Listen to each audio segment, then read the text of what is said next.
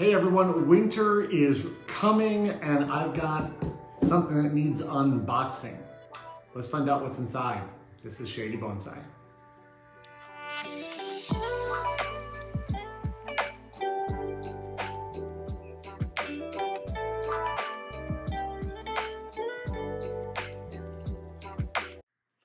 Okay everybody, we're gonna do a little unboxing.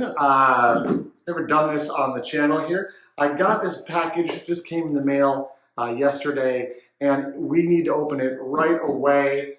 There's nothing perishable inside. You're probably wondering, what could I have ordered in October related to bonsai? It has to do with my winter plan. I know unboxing videos, everyone wants to know about the knife. This is a CJRB pocket knife, one of my favorites. It's got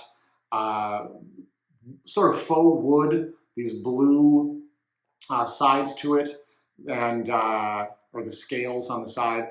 It is a thumb knob opening knife. It's got the little thumb knob right on there, which I know is a little old-fashioned these days. A lot of people like the ones that open in the back. But this thing just opens so beautifully, and it is a D2 blade. So I really like this one. Let's see what's inside here. I'm gonna open this up. Something I needed to be ready for winter here. What could it be? Let's find out. It's paper. Bunch of paper. Don't need all that. It's a box inside a box, a double opening. Okay, I had no idea that was going to happen. I gotta get that back open. That was unsatisfying. We gotta do that again. Ready? There we go. All right. This is a little bluer than I thought they were going to be. Cool. All right. Should take you back to school cafeteria days, or perhaps your favorite restaurant. It looks like I stole them from Culver's. I did not. These are a dozen food trays, and I got these as part of my winter bonsai storage solution, which I'm going to show you right now. All right, so people have been wondering about my plant storage solution for the winter. It's right here behind me. This is a 3-season porch we have attached to our house here. It's about 70 degrees Fahrenheit inside. We're gonna go inside here, where right now we'll see what the thermostat says. Close this door behind me.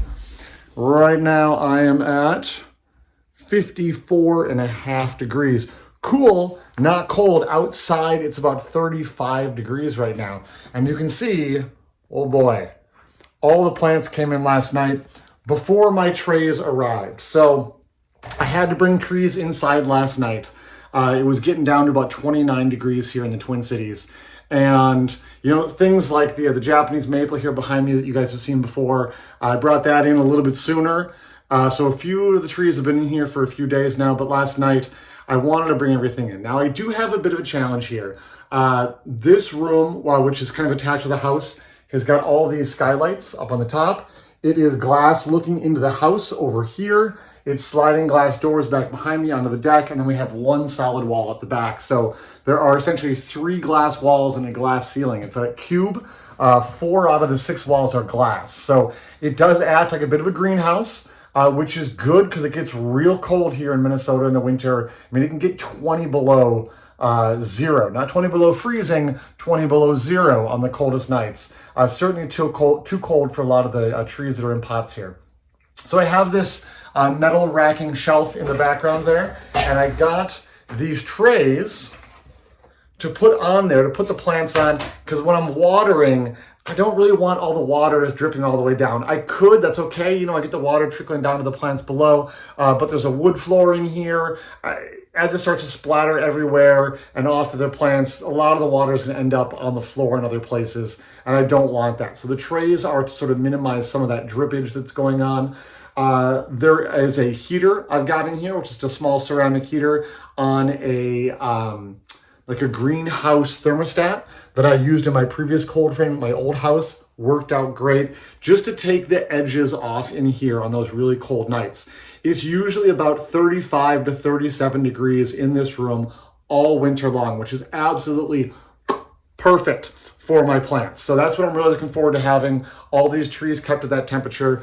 When it does dip down a little colder, that heater's gonna trip on. I did say there was one catch, one kind of tricky thing. With all this solar energy coming in from the sun through these skylights, it can get a little too warm in here. I can crack the door behind me a little bit to keep it cool if I need to. I don't love to do that because there's mice that could come in that way.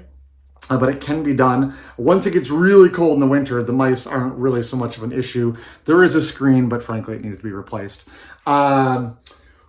The other issue is that right now, it's like I said, it's 54 degrees in here. Could get even a little bit warmer than that, a couple degrees warmer perhaps. So the challenge becomes, if I have trees that have gone dormant or are going dormant, and then I bring them in here, is there a risk they kind of start to wake up a little bit or don't go dormant? I have a couple trees that you guys haven't seen yet that are actually down here on the ground.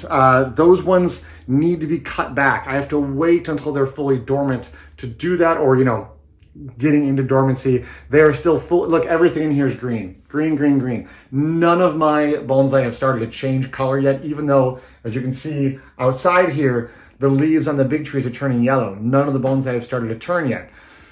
So I'm in this kind of limbo space here where it's like they're probably going to stay green for a while now that they're inside, because it's in the 50s, right? And if it's in the 50s, they don't really have a reason to maybe start going dormant as much, but they're going to go have a little bit longer growing season in here. You know, within the next month, these leaves will start changing color. We'll start taking all those off, start doing some work on these trees, getting them ready for winter. I had a few trees in here last winter, and one of the things I learned about this space, in fact, it's way buried back there. The cotoneaster was in here as one example. And I had cut that back in the fall at the time I had bought it, and it started shooting out new growth in like March. I don't think that's a bad thing, you guys. You know, we have a short growing season here in Minnesota. If I can use essentially this greenhouse space attached to my house to extend my growing season, get things starting even earlier, I'm going to get a longer growing season. I'm going to get more development, more growth in my trees. And frankly, everything here is in that development phase. So a little bit longer growing season, I think it's going to be really great. I'll potentially even have a better chance of having some things ready for the Mother's Day show that our local club does. What often, you know, when I had stuff frozen in the ground outside, they'd be like, oh, come show something on Mother's Day. And it's like, it's still frozen in the ground. There is nothing coming to that show. I may have a chance now with this setup. So I'm going to maybe set the tripod up in here, do a little time lapse of me putting everything on trays, and we'll be back.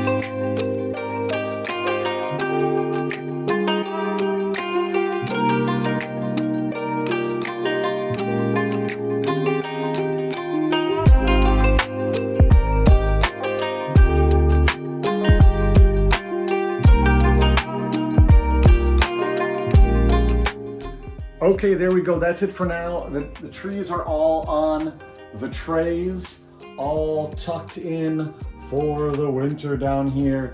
Keen-eyed observers may have seen some plants that I haven't talked about on the show yet. That's certainly true. I have not shown you everything yet.